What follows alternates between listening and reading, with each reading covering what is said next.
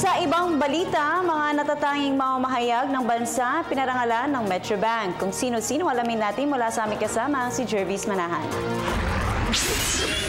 Dahil sa kanilang tapang at husay sa pamamahayag, pinarangalan ng Metrobank Foundation ang mga 2015 Journalists of the Year.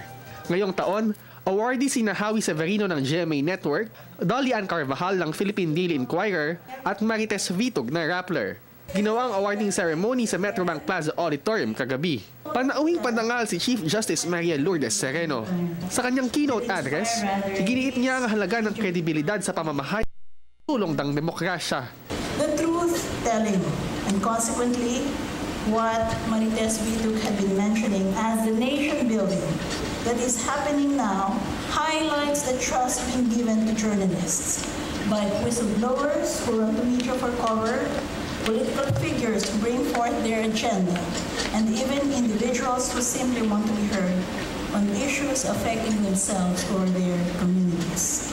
Dumalo rin sa pagtitipon ng mga opisyal ng Metrobank, maging sina Ombudsman Conchita Carpio Morales, Comelec Chairman Andy Bautista, at ang kilalang mamamahayag na si Cheche Lazaro. Naroon din ang Manila Symphony Orchestra na nag-alay ng kanilang musika.